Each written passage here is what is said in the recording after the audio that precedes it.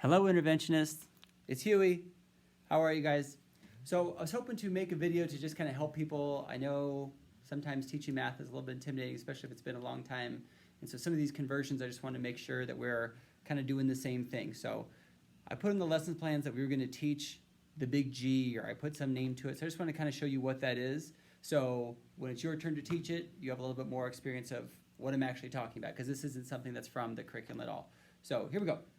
So what I'm going to bring in is I brought an example of some of the standard unit measurements that we're going to be talking about. So I have a gallon, I have my quart example, I have a pint example, and then I have a measuring cup that counts in ounces.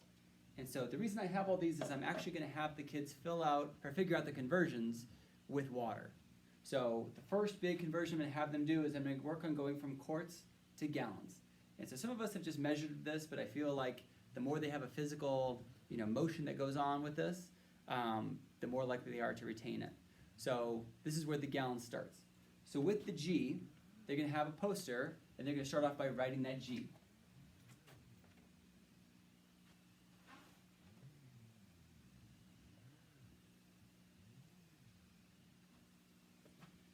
Okay? So we have this giant G, and that stands for the gallon. And so our next question is, how many of these quarts are going to fit in that gallon? So I'm going to have the kids actually call up for some volunteers. They're going to empty it in there until it's full, and they're going to realize that there are 4 quarts in a gallon, just like 4 quarters in a dollar. So with that being said, they go over to their poster. This is where they're representing the learning that just happened, and they're going to put those quarts inside this funky looking G. So their quarts need to take up all the space. You're actually going to put other letters on the inside of them. So you have to make these larger than you think. So try and fill up as much of the space as you can with 4 quarts.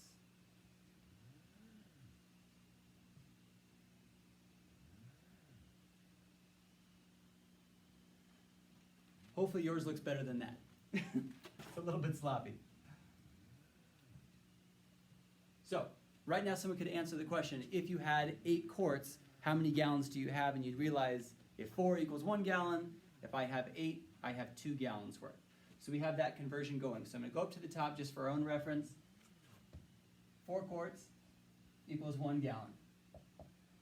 Okay? So now I'm moving from quarts over to pints. So a couple different things you could do, deciding how much time you have. You could hold the pint, and again with water, figuring out how many pints of water would fit into a quart. Or you can take each of them and empty into the gallon, whatever feels natural. And what we're going to do is we're going to represent a pint with a P. So inside each quart, they're going to quickly realize that it takes 2 pints to fill the quart.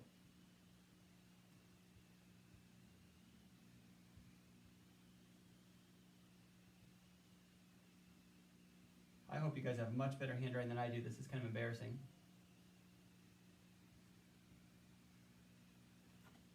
All right, so hopefully you guys can see that. I know the camera's a little bit far away, but so we realize that for each quart, we have 2 pints to fill it. And so we can answer some more complicated questions now. So if we look over here, we say, all right, so if you had 2 quarts, how many pints do you have? And you realize with 2 Q's, you have 1, 2, 3, 4 pints would be in 2 quarts. Or if we're saying how many pints are in a gallon, we have 1, 2, 3, 4, 5, 6, 7, 8 pints in a gallon.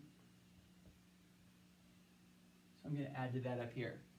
As you're seeing, it becomes very difficult for kids to remember all these conversions, and it is one of our standards.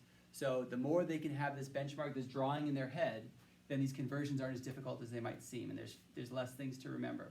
So let's keep going. So we have our pints up here. So now we're going to switch over to cups.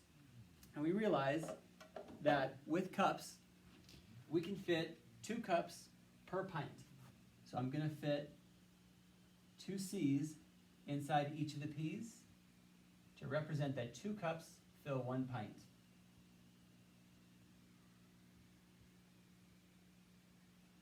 All right, so looking at this, again, memorizing the picture allows them to do the conversions back and forth, and so we can answer a variety of questions from this. So getting back to my total equation up here, how many cups would be in a gallon? I just have to count how many C's that I have. So 1, 2, 3, 4, 5, 6, 7, 8, 9, 10, 11, 12, 13, 14, 15, 16 cups equals a gallon.